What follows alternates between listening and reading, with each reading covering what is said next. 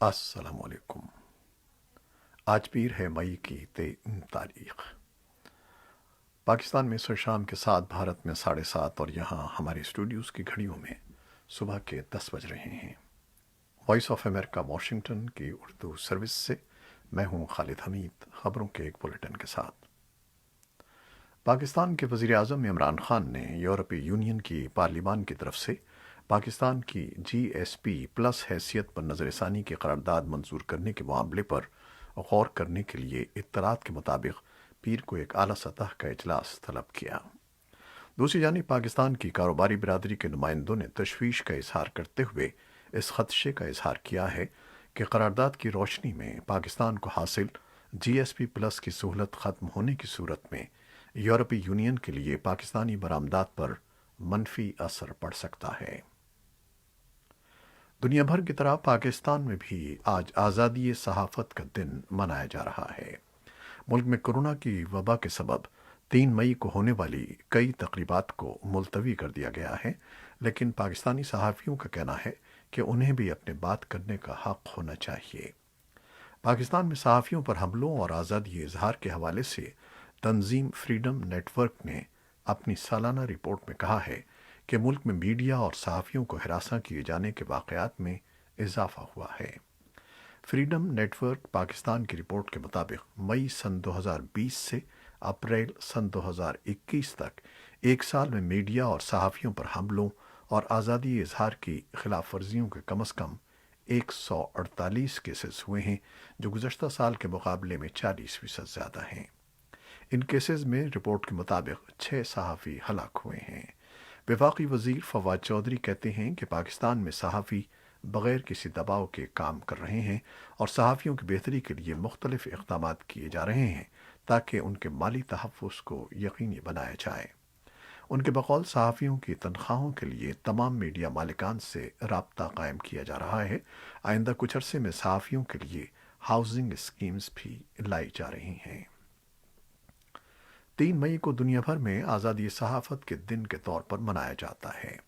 اس دن کو منانے کا باقاعدہ آغاز 1993 میں ہوا، جس کا مقصد دنیا بھر میں آزادی صحافت کی اہمیت کو باور کرانا تھا، لیکن دنیا کے بیشتر ممالک میں پیشہ ورانہ صحافت سے منسلک افراد کا کہنا ہے کہ انہیں مکمل آزادی کے ساتھ کام کرنے نہیں دیا جاتا۔ گزشتہ سال یعنی سن 2020 میں دنیا بھر میں کم سے کم 50 صحافی اور میڈیا کارکنوں کو ہلاک کیا گیا، اور ان ہلاک ہونے والے افراد میں سے تقریباً 11 کا تعلق افغانستان سے ہے۔ ادھر ایمنسٹی انٹرنیشنل نے ایک بیان میں افغان حکام پر زور دیا ہے کہ وہ صحافیوں کو دھمکیوں، ہراسیت اور ان پر گزشتہ 1 برس کے دوران ہونے والے پرتشدد حملوں کے تناظر میں تحفظ فراہم کرنے کے لیے اقدامات کریں۔ صحافت سے متعلق ایک اور بین الاقوامی تنظیم رپورٹرز وداؤٹ بارڈرز نے کہا ہے کہ آزادی صحافت کو یقینی بنائے بغیر افغانستان میں دیرپا امن کا قیام ممکن نہیں ہوگا۔ آزادی صحافت کے عالمی انڈیکس میں افغانستان 180 ممالک میں سے 122ویں نمبر پر ہے۔ 2 مئی سن 2011 کو پاکستان کے شہر ایبٹ آباد میں امریکی فوج کی ایک کارروائی میں شدت پسند تنظیم القاعدہ کے سربراہ اسامہ بن لادن کی ہلاکت کو 10 سال مکمل ہو چکے ہیں۔ اس واقعے نے جہاں عالمی سطح پر کئی اثرات مرتب کیے ہیں، وہیں القاعدہ کو بھی اپنی سربراہ کی ہلاکت سے دھچکا لگا ہے۔ القاعدہ کی سرگرمیوں پر تحقیق کرنے والے ماہرین کا خیال ہے کہ اسامہ بن لادن کی ہلاکت کے بعد دنیا کی سب سے خطرناک سمجھی جانے والی القاعدہ تنظیم مرکزی سطح پر بظاہر ٹوٹ پھوٹ اور قیادت کے بحران کا شکار نظر آتی ہے، مگر اس کے باوجود دنیا کے مختلف خطوں میں اس سے جڑی ہوئی شاخیں ابھی تک مؤثر ہیں۔ افغانستان سے امریکی اور نیٹو فوجوں کے انخلا پر چند دن قبل امریکی وزارت دفاع میں میڈیا سے بات چیت کرتے ہوئے امریکی فوج کی سینٹرل کمانڈ کے سربراہ جنرل کینتھ میکنزی نے افغانستان میں القاعدہ اور داعش کے دوبارہ فعال ہونے کا خدشہ ظاہر کرتے ہوئے کہا تھا کہ یہ خطے کے ملکوں اور خصوصاً پاکستان کے لیے شدید تشویش کا باعث ہے۔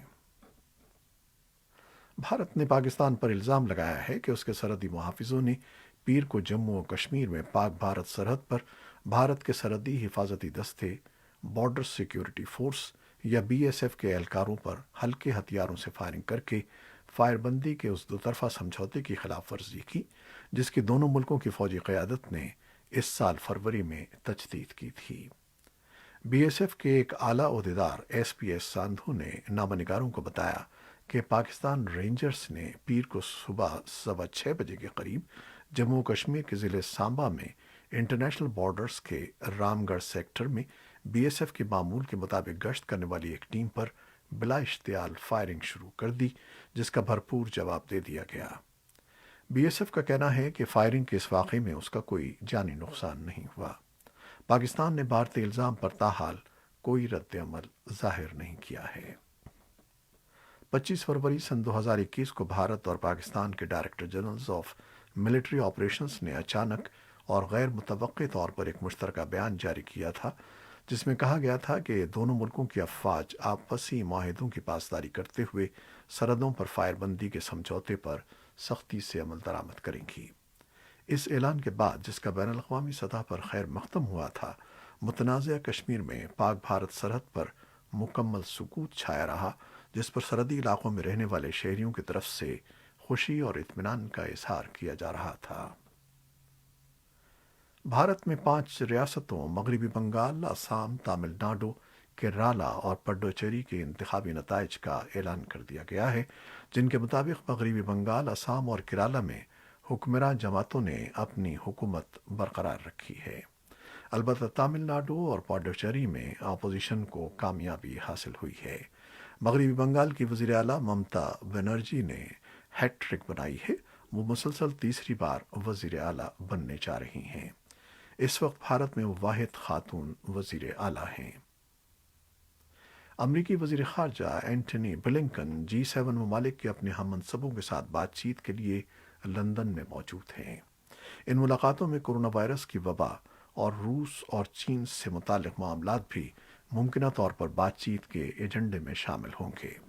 اس کے علاوہ اس 3 روزہ اجلاس کے دوران ایران اور شمالی کوریا کے جوہری پروگراموں پر بھی تبادلہ خیال کیا جائے گا۔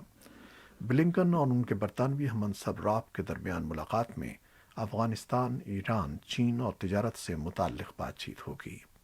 G7 کے وزرائے خارجہ کے اجلاس سے G7 سربراہ اجلاس کی راہ ہموار ہوگی جو جون میں برطانیہ میں منعقد ہوگا۔ امریکی وزیر خارجہ اینٹنی بلنکن نے اتوار کو نشر ہونے والے ایک انٹرویو میں کہا ہے کہ چین نے حال ہی میں سمندر پار پہلے سے زیادہ جارحانہ طور پر ایکٹ کیا ہے اور وہ مزید مخاصمانہ رویے کا مظاہرہ کر رہا ہے۔ سی بی ایس نیوز کے پروگرام 60 منٹس میں جب ان سے پوچھا گیا کہ آیا واشنگٹن بیجنگ کے ساتھ کسی فوجی محاذ آرائی کی طرف بڑھ رہا ہے تو بلنکن نے کہا کہ یہ چین اور امریکہ دونوں کے مفادات کے سخت خلاف ہے کہ وہ اس مقام تک پہنچ جائیں یا حتیٰ کہ اس سمت میں ہی چل پڑیں۔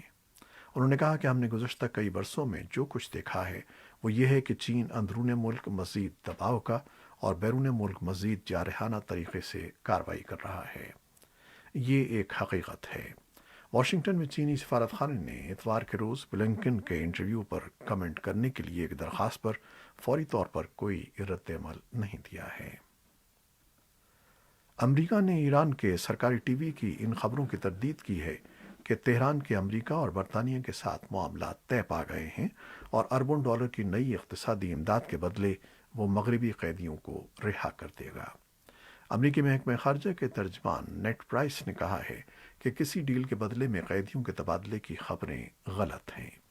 انہوں نے مزید کہا کہ ہم کہہ چکے ہیں کہ ہم زیر حراست یا لاپتہ امریکیوں کا معاملہ ایران کے ساتھ اٹھاتے رہیں گے اور اس وقت تک نہیں رکیں گے جب تک انہیں ان کے اہل خانہ سے ملوا نہ دیں۔ وائٹ ہاؤس کے chief of staff run clean نے بھی سی بی ایس نیوز کے پروگرام فیس دی نیشن میں کہا کہ ان 4 امریکیوں کی رہائی کے لیے ابھی کوئی سمجھوتا نہیں ہوا ہے اور ہم اس کے لیے سخت محنت کر رہے ہیں۔ ایران کے سرکاری ٹی وی نے ذرائع کے حوالے سے کہا تھا کہ امریکی $7 بلین کے عوض 4 امریکیوں کے بدلے جو جاسوسی کے الزام میں جیل میں کاٹ رہے ہیں ان 4 ایرانیوں کو رہا کرنے پر تیار ہو گیا ہے جو ایران کے خلاف تعزیروں کی خلاف ورزی پر جیل میں ہیں۔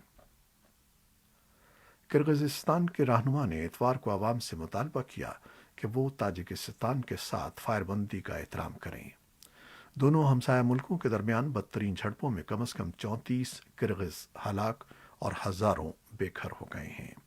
طویل عرصے سے متنازعہ اس سرحد کے ساتھ رہنے والی کمیونٹیز کے درمیان جھڑپیں باقاعدگی سے ہوتی رہتی ہیں اور اکثر سرحدی گارڈز بھی اس میں شامل ہو جاتے ہیں۔ تاہم سابق سوویت ملک کی 30 سالہ آزادی کے دوران جمعرات کو ہونے والا تشدد اب تک کا سب سے زیادہ سنگین واقعہ تھا، جس کے بعد اس کے وسیع پیمانے پر پھیلاؤ کا خدشہ پیدا ہو گیا تھا۔ بحرین میں جیل کے حالات کے خلاف پرامن احتجاج کرنے والے قیدیوں کے ساتھ پولیس کے بے رحمانہ سلوک کو دیکھتے ہوئے اقوام متحدہ کے حکام غیر قانونی طور پر قید درجنوں قیدیوں کی فلاح و بہبود کے بارے میں گہری تشویش کا اظہار کر رہے ہیں۔ اقوام متحدہ کے ہائی کمشنر برائے انسانی حقوق کے دفتر کا کہنا ہے کہ پولیس کے خصوصی دستوں نے بحرین کی جاؤ جیل میں 17 اپریل کو ہونے والے دھرنے کو ختم کر دیا ہے۔ یہ احتجاج 5 اپریل کو سیاسی قیدی عباس مل اللہ کی ہلاکت کے بعد شروع ہوا، جس نے مبینہ طور پر طبی علاج سے انکار کر دیا تھا۔ حکام نے ان الزامات کی تردید کرتے ہوئے دعویٰ کیا ہے کہ اس کی موت قدرتی وجوہات سے ہوئی ہے۔ اور اب کورونا وائرس سے متعلق خبریں۔ پاکستان میں کورونا وائرس کی تیسری لہر کی شدت جاری ہے اور ملک میں مزید 4414 افراد میں وائرس کی تشخیص ہوئی ہے۔ ملک میں اتوار کو کورونا وائرس سے 113 ہلاکتیں بھی ہوئی ہیں۔ اس طرح مجموعی اموات کی تعداد 18,070 ہو گئی ہے۔ بھارت میں کورونا بحران کی تباہ کاریاں بدستور جاری ہیں، جبکہ ہسپتالوں میں گنجائش کی کمی کے علاوہ شمشان گھاٹوں اور قبرستانوں میں بھی جگہ کم پڑ رہی ہے۔ دنیا میں کورونا وبا کا ہاٹ اسپاٹ سمجھے جانے والے بھارت میں گزشتہ 24 گھنٹوں میں مزید 3,92,000 سے زائد کیسز اور 3,689 ہلاکتیں رپورٹ ہوئی ہیں۔ کورونا کے پھیلاؤ کو روکنے کے لیے لگ بھگ 10 ریاستوں اور وفاقی اکائیوں نے پابندیاں لگا دی ہیں اور مشرقی ریاست اڑیسہ میں بھی 2 ہفتوں کا لاک ڈاؤن کر دیا گیا ہے۔ آسٹریلیا کے حکام نے خبردار کیا ہے کہ آسٹریلیا کے وہ رہائشی اور شہری جو گزشتہ 14 دن سے بھارت میں ہیں، وہ آسٹریلیا واپسی کا ارادہ رکھتے ہیں، ان پر آئندہ ہفتے پیر سے آسٹریلیا میں داخلے پر پابندی ہوگی۔ خبر رساں ادارے رائٹرز کے مطابق اس پابندی کا اطلاق کا اعلان رواں ہفتے جمعے کو کیا گیا اور یہ پہلی بار ہے کہ حکام نے وطن واپسی کو جرم قرار دیا۔ وزیر صحت گریگ ہنٹ کا کہنا ہے کہ اس پابندی کا اطلاق 3 مئی سے ہوگا اور خلاف ورزی کرنے والوں کو جرمانے کے علاوہ 5 سال تک قید کی سزا بھی ہو سکتی ہے۔ چین کے قومی صحت کمیشن کا کہنا ہے کہ ملک میں کووڈ 19 ویکسین کی 27 کروڑ سے زائد خوراکیں لگائی گئی ہیں۔ خبر رساں ادارے رائٹرز کے مطابق قومی صحت کمیشن کا اتوار کو کہنا تھا کہ ہفتے تک ملک بھر میں کورونا سے بچاؤ کے لیے 27 کروڑ 4,10,000 ویکسین کی خوراکیں لگائی جا چکی ہیں۔ چین میں کورونا ویکسینیشن میں تیزی کی گئی ہے، تاہم اتنی بڑی تعداد میں آبادی کے سبب یہ اب بھی آبادی کے ہر 100 افراد کے تناسب کے حساب سے امریکہ سے پیچھے ہے۔ چین میں کورونا وبا کا زور ٹوٹ چکا ہے اور معمول کی سرگرمیاں بحال کر دی گئی ہیں۔ سعودی عرب پیر 17 مئی کو شہریوں پر بیرون ملک سفر پر عائد پابندی اٹھا لے گا اور اپنی زمینی، سمندری اور فضائی سرحد کھول دے گا۔ یہ بات سعودی وزیر داخلہ نے اتوار کے روز ایک بیان میں کہی۔ سعودی شہریوں پر مارچ سن 2020 میں عالمی سطح پر کووڈ 19 کے پھیلاؤ کے آغاز سے ملک کے اندر اور باہر ہر قسم کے سفر پر پابندی عائد کی گئی تھی۔ بحر ہند میں 1,000 چھوٹے جزیروں پر مشتمل ملک مالدیپ میں کورونا وائرس سے بچنے کے لیے بالی ووڈ اسٹارز کے سمیت رئیس بھارتی شہریوں کی آمد جاری ہے۔ مالدیپ نے اپنی بین الاقوامی سرحدیں پچھلے برس 3 ماہ تک بند رکھنے کے بعد جولائی میں کھول دی تھیں۔ خبر رساں ادارے AFP کے مطابق ملک میں ابھی تک آنے والے سیاحوں میں زیادہ اکثریت کا تعلق بھارت سے ہے۔ حال ہی میں جو سیاح کورونا وائرس کی وبا سے بچنے کے لیے مالدیپ گئے ہیں، ان میں بھارتی اداکارہ عالیہ بھٹ، رنبیر کپور اور شردھا کپور بھی شامل ہیں۔ اسپیس ایکس کے ذریعے اتوار کے روز 4 خلاباز انٹرنیشنل اسپیس اسٹیشن سے واپس آ گئے ہیں۔ ڈریگن کیپسول 3 بجے صبح پاناما سٹی فلوریڈا میں خلیج میکسیکو میں اترا، جس میں خلاباز پیراشوٹ کے ذریعے پانی میں اترے۔ ایلن مسک کمپنی کی یہ دوسری خلائی پرواز تھی جو مکمل ہوئی ہے۔